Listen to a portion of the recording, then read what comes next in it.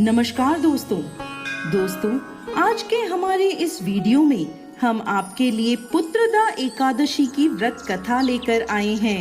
द्वापर युग में एक बार महाराज युधिष्ठिर ने श्री कृष्ण से पूछा, केशव कृपा करके यह बताइए पुत्रदा एकादशी की क्या विधि है और उस दिन किस देवता की पूजा होती है। तब भगवान श्री कृष्ण बोले, हे धर्मराज, आपका प्रश्न बहुत उत्तम है। यह सभी पापों को हरने वाली है। इसमें समस्त मनोकामनाएं तथा सिद्धियों के दाता नारायण भगवान की पूजा होती है। इस समस्त संसार में पुत्रदा एकादशी के समान दूसरा कोई व्रत नहीं है। पुत्रदा का अर्थ है पुत्र देने वाली, अर्थात यह व्रत निसंतान लोगों को संतान प्रदान करने वाला है। हे राजन, अब मैं आपको पुत्रदा एकादशी के महत्व से जुड़ी एक कथा सुनाता हूँ। ध्यान पूर्वक सुने। एक समय भद्रावती नामक नगरी में सुकेतुमान नामक राजा राज्य करता था। उसकी पत्नी का नाम शव्या था। राजा के पास धन, वैभव, राज्य आदि किसी प्रकार की कोई कमी नहीं थी, परंतु उसके कोई संतान नहीं थी। इस कारण राजा और उसकी पत्नी दोनों चिंतित रहते थे। राजा यह सोचकर चिंतित रहते थे कि हमारे लिए पिंडदान कौन करेगा। बिना पुत्र के पितरों और देवताओं का ऋण मैं कैसे चुकाऊंगा। अवश्य ही मैंने पिछले जन्म में कोई बुरे कर्म किए होंगे, इसलिए मेरे पुत्र नहीं हैं। राजा को इस प्रकार चिंता में डूबा देख रानी शव्या भी हर समय चिंतित रहती थी। एक दिन राजा चिंता में इतने मगन हो गए कि उन्होंने अपने प्राण त्यागने का निश्चय किया, परंतु आत्मघात को महापाप समझकर वह अपना अश्व लेकर सोच विचार में डूबे हुए जंगल की ओर चले गए।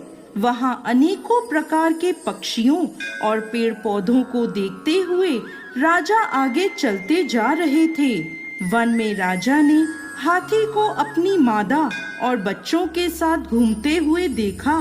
हिरण को भी अपनी मादा और बच्चों के साथ देखा। इसे देखकर राजा सोच में पड़ गए कि मैंने कई यज्ञ किए, ब्राह्मणों को भोजन कराया, फिर भी मुझे निसंतान होने का दुख प्राप्त हुआ। मैं क्या करूं? ऐसा सोचते हुए राजा आगे जंगल में चलते गए। आधा दिन बीत गया। राजा भूख प्यास से व्याकुल थे। पानी की तलाश में वह भटकते हुए एक सरोवर की तरफ गए। उस सरोवर में कमल पुष्प खिले हुए थे तथा बतखें विहार कर रही थीं। राजा ने नजर घुमाकर देखा तो सरोवर की एक ओर मुनियों का आश्रम बना हुआ था। उसी समय राजा के दाएं अंग फड़कने लगे। राजा ने इसे शुभ संकेत समझा और घोड़े से उतरकर उन ऋषियों के आश्रम में गए। आश्रम में पहुंचकर राजा ने ऋषियों को प्रणाम किया और वहां बैठ गए।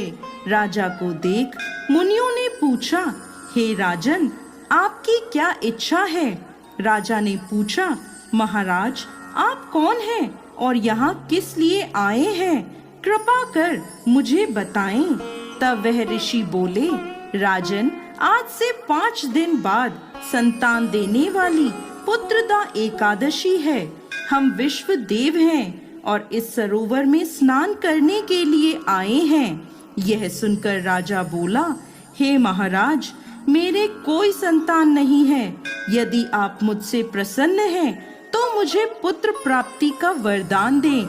यह सुन मुनि बोले, हे राजन, श्रावण मास की एकादशी का नाम पुत्रदा एकादशी है। यह निसंतान को संतान प्रदान करती है।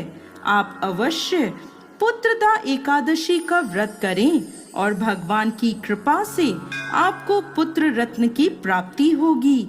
मुनि के वचनों को सुनकर राजा को संतोष हुआ और उसने महल में जाकर रानी शव्या को सारी बात बता दी और पुत्रदा एकादशी के दिन राजा और रानी दोनों ने पुत्र प्राप्ति की इच्छा से पूरे विधि विधान से पुत्रदा एकादशी का व्रत किया और द्वादशी के दिन पारण किया। कुछ दिनों बाद रानी शव्या ने गर्भ धारण किया। 9 महीने पश्चात उनके यहाँ एक अति तेजस्वी पुत्र हुआ। वह राजकुमार अत्यंत सुंदर, यशस्वी और प्रजा का पालन करने वाला राजा बना। श्री कृष्ण भगवान बोले, हे कुंती नंदन, पुत्र प्राप्ति के लिए पुत्रदा एकादशी का व्रत सर्वोत्तम है। जो मनुष्य पुत्रदा एकादशी के महत्व को पढ़ते या सुनाते हैं, वह सांसारिक सुखों को भोग कर अंत में स्वर्ग लोक को प्राप्त करते हैं।